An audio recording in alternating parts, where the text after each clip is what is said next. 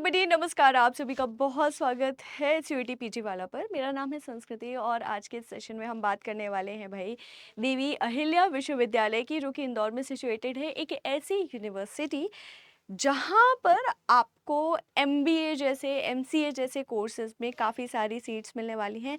And इस university में जिन students के किसी कारण से लो मार्क्स रह गए हैं वो भी यहाँ पर अप्लाई कर सकते हैं। तो हम यहाँ पे कंप्लीट इन्फॉर्मेशन की बात करेंगे इस यूनिवर्सिटी में कौन कौन सबसे पहली चीज़ तो कि काउंसलिंग कब से स्टार्ट हो रही है, दूसरी चीज़ कौन कौन से कोर्सेज यहाँ पर आपके लिए अवेलेबल हैं, फीस क्या होने वाली है, एलिजिबिलिटी क्या होने वाली है एंड और भी अदर रेलिवेंट इंफॉर्मेशन। तो आइए चलिए बिना किसी देरी के स्टार्ट करते हैं। आप सभी देख सकते हैं यहाँ पे देवी अहिल्या विश्वविद्यालय जिसको A+ ग्रेड दिया गया है नैक के द्वारा, उसका ब्रोशर जो है इंफॉर्मेशन ब्रोशर वो मैंने यहाँ पे ओपन कर रखा है for CUET PG 2025 admissions. Now registration इसके स्टार्ट हो चुके हैं 19 मई से ही, 19 मई से ही रजिस्ट्रेशन चल रहे हैं। लिंक ओपन है गाइस एंड 5 जून तक यहाँ पे रजिस्ट्रेशन स्टूडेंट चलने वाला है। तो आपके पास अभी अच्छा खासा समय है। आज जब ये वीडियो मैं कर रही हूँ तब 29 मई है ना। तो आपके पास अभी 5 जून तक का समय है, मतलब 30, 31 और 5 दिन, वो तो 5 और 2 7 पूरे एक हफ्ते हैं लगभग। फटाफट से अप्लाई ज़रूर कर लीजिएगा क्योंकि आपके एडमिशन होने के काफ़ी ज़्यादा चांसेस हैं यहाँ पर। ठीक है, चले अब आगे देख लेते हैं हम कि ये यूनिवर्सिटी एक्चुअली आपको कौन कौन से कोर्सेज जो है वो ऑफर करती है।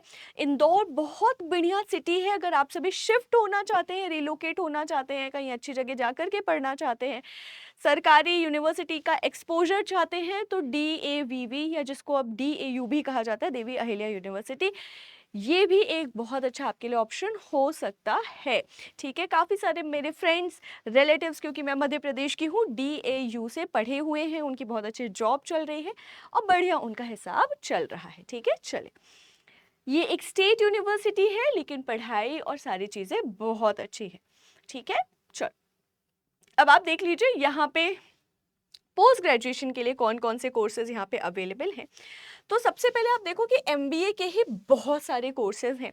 ठीक है, एंड यहाँ पे आप देख लो कि कितने साल का यहाँ पे आपका कोर्स होने वाला है एंड इसकी टोटल सीट्स कितनी होने वाली है। विद दैट एलिजिबिलिटी भी है कि ग्रेजुएशन चाहिए with 50% of marks and reserve category के लिए थोड़ा बड़ा जो है वो रिलैक्सेशन भी दिया जाएगा। ठीक है, तो सबसे पहले MBA है ई-कॉमर्स से, फिर MBA है फाइनेंशियल एडमिनिस्ट्रेशन से, फिर MBA है ह्यूमन रिसोर्स जिसमें 120 सीट है, फिर MBA marketing management 120 seat, MBA advertising and public relation 40 seats, MBA entrepreneurship 40 seats, MBA tourism 40 seats, MBA foreign trade 60 seats, MBA computer management 30 seats and MBA business analytics 40 seats. ठीक है, MBA business economics 60 seats, MBA financial services 60, MBA international business 60, MBA media management 40 seats. इतने सारे MBA के courses आपको दिए जा रहे हैं। तो स्पेशली जिन स्टूडेंट्स को दिक्कत थी कि मैम MBA कहाँ से करें, क्या करें, थोड़े मार्क्स जो हैं वो उतने बढ़िया नहीं आ पाए हैं, आप यहाँ अप्लाई कर सकते हो। ठीक है, इसके अलावा और कौन से कोर्सेज हैं, तो देखिए MSW भी है, MA पॉलिटिकल साइंस है, MA सोशियोलॉजी है, MA history, MA geography and MA clinical psychology. इसके बाद फिर लॉ की अगर आप बात करोगे तो LLM है। इसके अलावा एक और MBA की कैटेगरी है, MBA हॉस्पिटल एडमिनिस्ट्रेशन से 60 सीटें हैं, MBA पब्लिक हेल्थ से 60 सीटें हैं।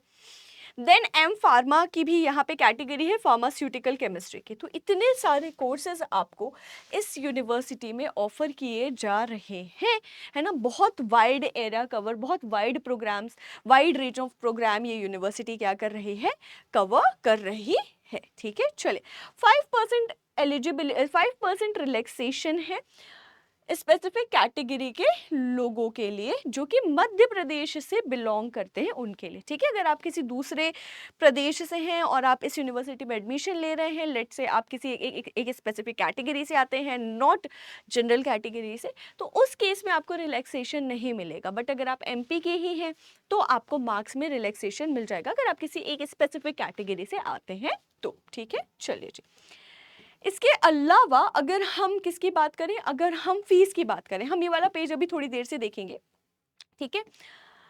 पहले हम ये देख लेते हैं कोर्सेज वगैरह की फ़ीस क्या है, ठीक है, राइट। तो आप देखोगे कि पर ईयर एक साल की जो फ़ीस है वो कितनी है, आप देखो 1 10 100 1000 10,000, ठीक है। तो 81,000, क्योंकि ये आपका प्रोफेशनल कोर्स होता है, ठीक है, राइट। तो यहाँ पे पूरी की पूरी फ़ीस के बारे में डिटेल दी गई है कि एक साल का आपका कितना खर्चा आने वाला है, ठीक है। चलिए, इसके अलावा हर कोर्स के सामने कितने साल का कोर्स है एंड पर ईयर कितनी फीस लगनी है, इसके बारे में बात है। जैसे एमए पॉलिटिकल साइंस में पढ़ाती हूँ तो एमए पॉलिटिकल साइंस की 20,020 रुपये एक साल की फीस यहाँ पर लगने वाली है, ठीक है। एमए हिस्ट्री की और कम है 18,700, एमए ज्योग्राफी की भी 18,700 एंड लाइकवाइज, ठीक है गाइज, ओके। नाउ अब ये तो आपकी सालाना फीस हो गई, साल भर में एक बार आपको ये फीस देनी है।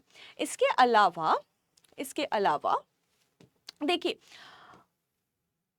हाँ जी, इसके अलावा ऑड एंड इवन सेमेस्टर में जो कॉलेज फीस वगैरह लगती है, ठीक है, यूनिवर्सिटी स्पोर्ट फीस है, हेल्थ सेंटर की फीस है, लाइब्रेरी फीस वगैरह है, स्टूडेंट वेलफेयर है, इसका टोटल। ऑड सेमेस्टर का मतलब क्या होता है, ऑड नंबर, तो फर्स्ट सेमेस्टर में, थर्ड सेमेस्टर में एंड सिक्स्थ सेमेस्टर में। अब आपका तो कोर्स में 4 ही सेमेस्टर होंगे, तो first and third. And even का मतलब क्या हुआ, सेकेंड एंड फोर्थ, ठीक है। बॉयज़ के लिए कितनी फीस है, 3950 फर्स्ट एंड थर्ड सेमेस्टर में। गर्ल्स के लिए कितनी है, 3730। ये आपके कोर्स के साथ हर सेमेस्टर आपको देनी होगी, odd and even and girls and boys के हिसाब से, ठीक है, ओके, अंडरस्टूड।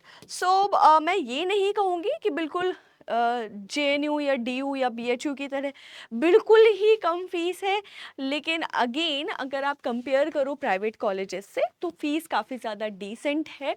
एंड जब हायर एजुकेशन की बात आ रही है तो हम वहाँ पे क्वालिटी एजुकेशन, प्लेसमेंट और बहुत सारी चीज़ें देखते हैं। तो अगर आप उस पर्सपेक्टिव से देखो तो ये यूनिवर्सिटी आप ज्वाइन कर सकते हैं, ठीक है। इनफैक्ट आपको करना चाहिए। प्राइवेट इंस्टीट्यूट में एडमिशन लेने से ज़्यादा बेहतर ऑप्शन शायद मुझे लगता है कि एक अच्छी स्टेट यूनिवर्सिटी में आप ऑप्शन एक अच्छी स्टेट यूनिवर्सिटी को कंसिडर कर सकते हैं। क्यों? क्योंकि फीस कंपेरेटिवली लो होगी, एक्सपोजर कंपेरेटिवली ज़्यादा होगा एंड फैकल्टीज़ भी जनरली जो सरकारी कॉलेजेस एंड यूनिवर्सिटीज़ होती हैं अच्छी, खास तौर पर वहाँ पे अच्छी ही फैकल्टीज़ होती है, ठीक है। So that's all for today guys, that's all for today dear students. International students के बारे में लिखा हुआ है, जनरल इंस्ट्रक्शंस लिखे हुए हैं कि आपको किस तरीके से फॉर्म भरना है, क्या करना है, क्या सारी चीज़ें हैं। फॉरेन या एनआरआई जो स्टूडेंट्स हैं उनके लिए सीयूईटी पीजी का जो महत्व है वो तो होगा ही नहीं, आप सभी जानते हैं।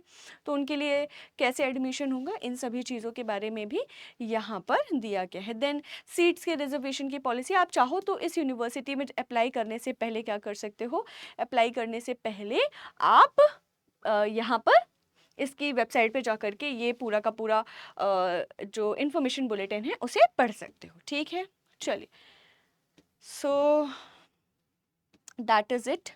फीस कितनी लगनी है, फीस लगनी है आपकी 1500 रजिस्ट्रेशन की फ़ीस लगनी है, विद दैट 100 रुपीज़ और आपकी लगनी है काउंसलिंग प्रोसेस के लिए, ठीक है, ओके। सो अब मैं कहूँगी भैया 1500 रुपये 1600 रुपये फ़ीस है। तो जिन्हें लग रहा है कि हम यहाँ एडमिशन ले सकते हैं, हमें लेना चाहिए, हमारे मार्क्स ठीक ठीक ही आए हैं एंड इस यूनिवर्सिटी को हमें कंसिडर करना चाहिए, वही फॉर्म भरें, है ना। क्योंकि भाई पैसे की बात है, मैं क्यों ऐसे आपको बोलूँ कि नहीं जाओ पैसे उड़ा दो, बट हाँ अच्छा एक ऑप्शन है, सोच समझ के आप ज़रूर अप्लाई करिएगा, ठीक है। So that is it, thank you so much for watching. बाकी सारी प्रोसेस सेम होगी कि फर्स्ट राउंड ऑफ काउंसलिंग के लिए रजिस्ट्रेशन होंगे, फिर कट ऑफ आएगी, फिर एडमिशन के लिए बुलाया जाएगा, उसके बाद फिर जितनी सीट्स भर जाएंगी वो तो लॉक हो गई, बाकी सारी सीटों के लिए अगेन फिर सेकंड राउंड ऑफ काउंसलिंग के लिए रजिस्ट्रेशन और सारी चीज़ों को इन्वाइट किया जाएगा एंड देन फिर अगेन वो सारी चीज़ें वही प्रोसेस होगी कि सेकेंड राउंड ऑफ एडमिशन, ये तब तक चलेगा जब तक सारी सीटें भरने जाती हैं, ठीक है। So thank you so much, bye bye, take care.